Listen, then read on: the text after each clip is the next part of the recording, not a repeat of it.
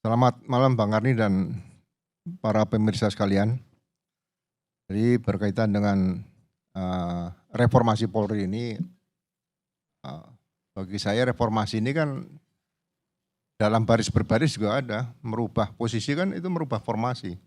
Dari Banjar bersab jadi sab berbanjar itu juga mereformasi sama saja. Jadi saya yang soroti pertama karena saya ada basic dulu di Propam, ya. Kemudian dikaitkan dengan rekan-rekan di Propam yang terkena pasal obstruction of justice, ya. Saya mengatakan, kenapa kalau dugaan polisi salah menangani TKP kok bisa dikenakan obstruction of justice? Saya membayangkan kalau suatu saat petugas kecelakaan lalu lintas salah menggambar peta lokasi kecelakaan lalu lintas dikenakan obstruction of justice, bisa dipidana. Padahal ada kode etik seperti itu. Itu yang pertama saya soroti, sehingga pada saat sidang saya pernah hadir jadi ahli dan perkara tersebut ya tetap berlangsung, tapi setidak-tidaknya saya bisa menyuarakan seperti itu. Jadi saya melihat setelah beberapa kali beberapa jabatan itu dipromosikan berubah menjadi pangkat bintang 3, saya katakan kenapa Propam tidak di bintang 3 kan? Ya, Propam harusnya sejajar dengan Irwasum. Kenapa? Kalau ada dugaan perwira tinggi Polri, apakah itu pangkat bintang 4, bintang 3, bintang 2, kalau diduga melanggar etika, laporannya kemana? Makanya saya tadi dengar-dengar masalah Kompolnas mau reformasi juga, diperbarui lah, ditingkatkan. Saya sependapat, seharusnya selain ada sidang kode etik, ya, harusnya ada sidang oleh Dewan Kehormatan Polri atau Dewan Kehormatan Perwira Polri. Kenapa? Dewan Kehormatan ini yang akan menentukan seseorang itu masih layak atau tidak layak menjadi anggota Polri. Ya.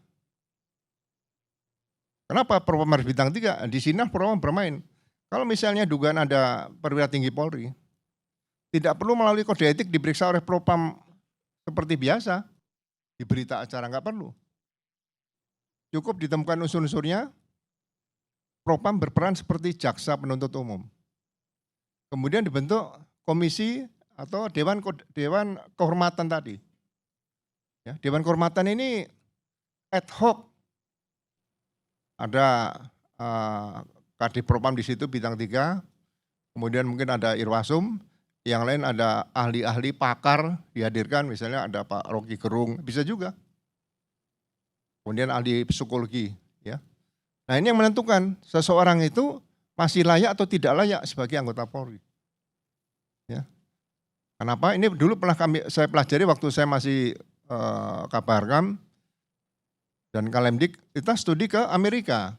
Jadi ada anggota Polri yang tiap masuk kantor selalu mengantuk, tidur, ya, kerjanya tidak maksimal, diusulkan untuk diberhentikan. Nah, setelah disidangkan oleh semacam Dewan Kehormatan tadi, beliau sampaikan anggota polisi pembelaan diri. Istri saya sakit, anak saya satu sakit, sehingga tiap malam saya tidur setelah anak istri tidur, kemudian pagi-pagi dia harus bangun menyiapkan makan anak sekolah, diantar anak sekolah, dia siapkan istri dulu. Jadi tiap hari itu selalu dia kekurangan untuk tidur, istirahat. Akhirnya oleh Dewan Kehormatan dinyatakan bahwa yang bersangkutan tidak bersalah dan dinyatakan masih layak untuk menjadi anggota kepolisian di Phoenix atau Arizona waktu itu.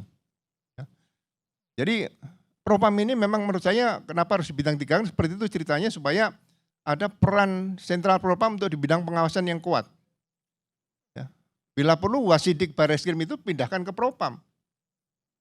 Ya. Fungsi Wasidik pindahkan ke Propam, pengawasan penyidikan oleh Propam. Ya. Kemudian kalau Propam dipimpin bintang 3, pangkat paling rendah di Propam Polri itu paling rendah adalah AKBP. Jadi AKBP ada jabatan fungsional di Propam bisa sampai bintang 2. Jabatan fungsional bukan struktural. Sehingga seseorang yang sudah bertugas di Propam mencapai bintang 2, dia punya kesempatan untuk menjadi Kapolda. Kalau masuk AKBP, ya baru 1 tahun mutasi lagi, ada beban berat ya, bertugas di wilayah lagi, karena dia pernah memeriksa mungkin seniornya dan sebagainya. Ini perlu dipertimbangkan seperti itu untuk masalah keperpaman ya. Kemudian yang kedua, ya, saya menyoroti masalah pendidikan Polri. Ya. Menurut Undang-Undang Sistem Pendidikan Nasional, ya, yang belum berubah adalah sekolah polisi negara. Sekolah polisi negara ini mendidik lulusan pendidikan menengah. Berarti sekolah polisi negara ini adalah pendidikan tinggi. Jadi tidak disebut siswa SPN. Karena kita masih dulu bergabung dengan ABRI, setelah reformasi namanya masih tetap SPN. Mereka harus ditempatkan sebagai seorang mahasiswa. Ya, di sekolah polisi negara tadi. Apakah namanya akan menjadi sekolah tinggi polisi negara atau menjadi akademi kepolisian? Ini memang ada perubahan yang memerlukan kerelaan. Nanti yang Akpol, kalau gitu Akpol gimana? Sudah di Semarang, kenapa harus pindah ke setiap provinsi? Sama di Jepang juga ada Police Academy di masing-masing provinsi. Ya. Kenapa? Sekolah brigadir itu kalau itu menjadi akademi kepolisian, itu bukan 7 bulan lagi. Paling tidak 3 tahun. Dia D3. Kenapa? Dia harus mempelajari ya paling enggak pengantar ilmu hukum yang jelas, asas-asas hukum pidana, buku ke-1 KUHP, didalami di situ. Nah, seorang brigadir kalau sudah 3 tahun, lulus pendidikan D3, berarti usia dia 18, awal masuk umur 21. 14 tahun kemudian, dia bisa mengambil S1, yang sekarang disebutnya STIK, PTIK dulu. Ini perubahan mindset harus dilakukan kalau memang mau berubah loh ya. Dia ngambil S1 menjadi sarjana ilmu kepolisian, brigadir ini. Dan setelah lulus menjadi sarjana ilmu kepolisian, otomatis dia menjadi perwira. Jadi SIP dihilangkan, sekolah inspektur polisi dihilangkan. Pendidikannya jarak jauh, tidak harus datang ke Jakarta. Sekarang sudah teknologi kan, informasi dan komunikasi. Bayangin, seorang masuk brigadir udah ngukur dirinya, umur 21, pangkat bribda, ya kan, tambah 14 tahun, umur 35, masuk STIK, umur 37, dia sudah IPDA. Dia masih ada usia 19 tahun, setidak-tidaknya ex-brigadir akan pensiun komisaris besar polisi.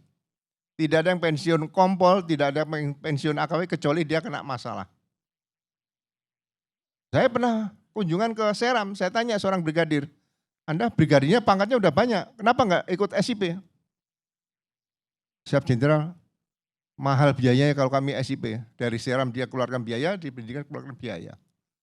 Nah, siap enggak SIP dibubarkan? Ya kita tanya. Jadi tidak perlu lagi pakai nanti minta tolong pejabat siapa, mantan pejabat, dan enggak perlu. Dia sudah sekolah itu diperintah. Bukan dia minta-minta mau sekolah, enggak ada lagi. Perintah sekolah, kamu sekolah, kamu sekolah. Seperti itu. Nah kemudian orang bertanya, Akpol Semarang menjadi apa? Akpol kan 4 tahun sarjana terapan ilmu kepolisian STRK ya. Nah di sini Akpol akan menjadi sekolah tinggi ilmu kepolisian. STIK yang di Kebayoran, namanya dipakai di Akpol. Sekolah tinggi ilmu kepolisian. 4 tahun, kemudian dia menjawab, karena masuk vokasi, dia kemudian setelah lulus dari situ, penugasan di Polda seluruh Indonesia. Dia tidak perlu masuk ke yang sekarang PTK di Kebayoran tadi.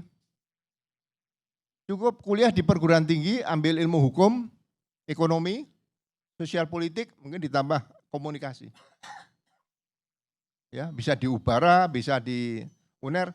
Nah, Polri mengadakan kerjasama dengan para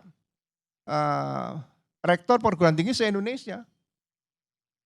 Dia bisa mendalami hukum di situ, nanti akan ketemu mitranya, penasihat hukum, jaksa, hakim dan sebagainya di situ.